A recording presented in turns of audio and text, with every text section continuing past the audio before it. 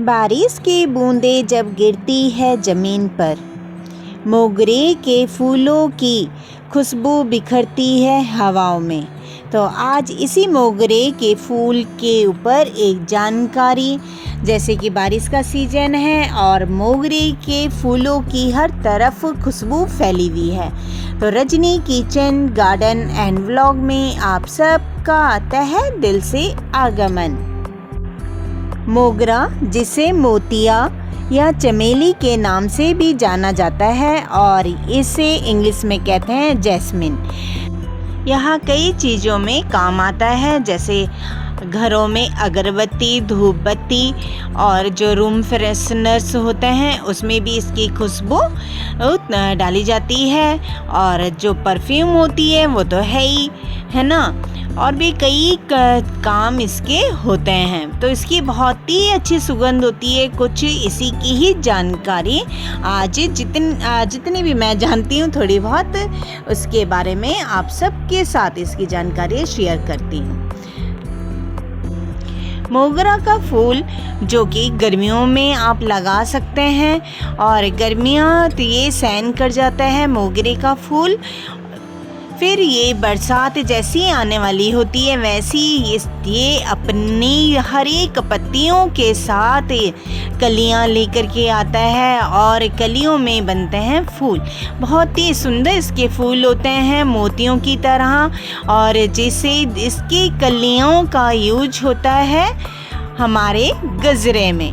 तो गजरा, कौन महिला गजरा नहीं पहनना चाहेगी, बहुत ही खूबसूरत इसका गजरा लगता है।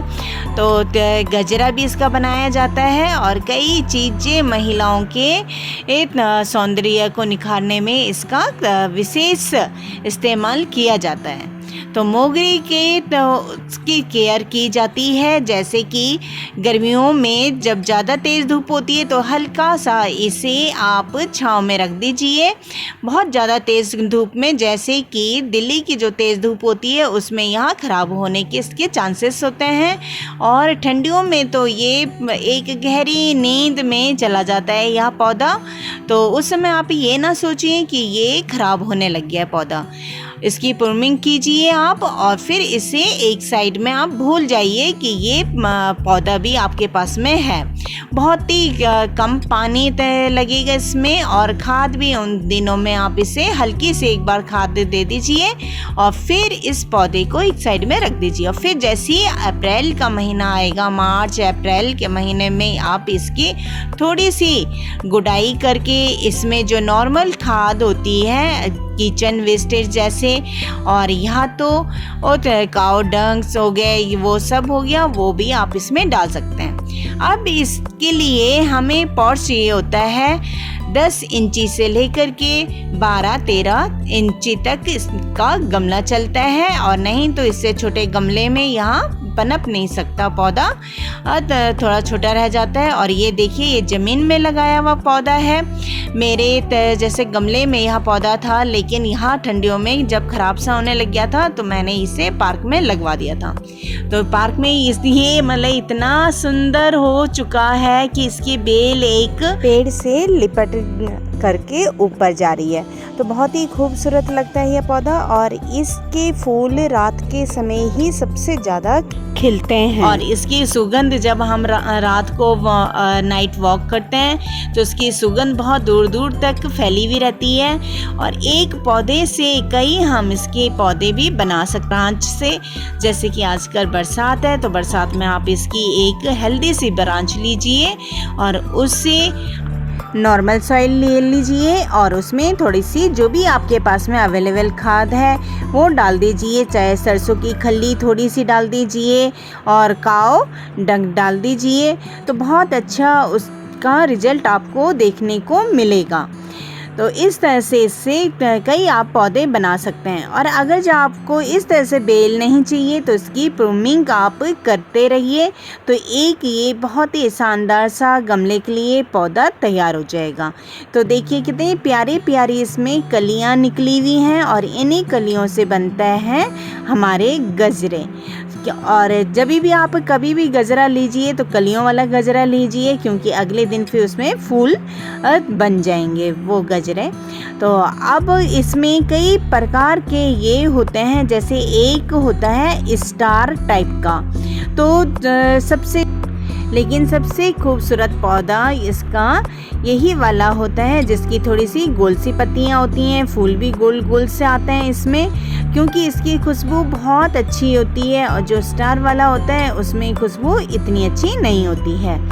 तो ये देखिए इसकी पत्तियाँ भी गोल गोल सी हैं, और जो स्टार वाला होगा उसकी पत्तियाँ थोड़ी सी लंबी सी होगी। और अब बात आती है सनलाइट। तो सनलाइट इसके लिए भरपूर सनलाइट चाहिए होती है। आप जब भी देखेंगे कि बरसात हुई उसके बाद जैसी सन निकलता है, सूरज निकलता है, तो इसमें बहुत ढेर सारे फूल आ जाते हैं और कलियां आ जाती हैं और बहुत ही खूबसूरत सा यहाँ पौधा लगता है। तो आप इस पौधे को अवश्य अपने गार्डन में लगाइए और हमेशा इससे फ्लावर पाइए। तो ये देखिए कितना प्यारा यहाँ एक छोटा सा गमले में लगा हुआ है पौधा, और फिर भी फ्लावर्स इतने सारे इसमें हैं।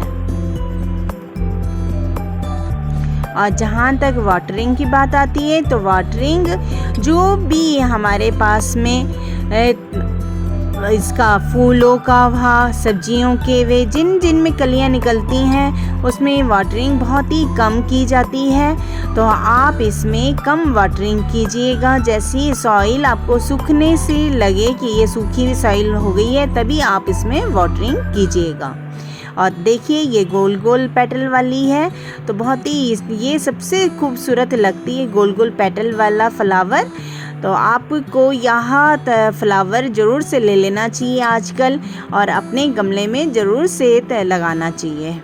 और लास्ट टिप्स है कि जब भी आपको ये लगे कि इस पौधे में कीड़े लग रहे हैं तो या इसके पत्ते मुड़ रहे हैं, तो आप एक बोतल में आप नीम के पत्ते डाल सकते हैं, उससे बना सकते हैं। या तो आप सिंपल से तरीके से बना सकते हैं कि बोतल में 1 चम्मच सर्फ डाला और उसका छिड़काव आपने कर देना है पत्तों में और कलियों में। तो आपका यह पौधा बिल्कुल हेल्दी रहेगा और फूल देता रहेगा। तो आपको यह टिप्स एंड ट्रिक कैसी लगी मोगरा के फूलों की, तो ज़रूर से बताइएगा और अपने कमेंट्स से हमें प्यार देते रहिएगा। और ये देखिए कितने प्यारे प्यारे यहाँ फूल हैं, तो इन फूलों से अपनी बगिया को ज़रूर से सजाइएगा। और आज ही कल इसका सीजन है, तो पूरे सीजन यहाँ अक्टूबर नवंबर तक फूल देता रहेगा। तो आप सबका तहे दिल से शुक्रिया।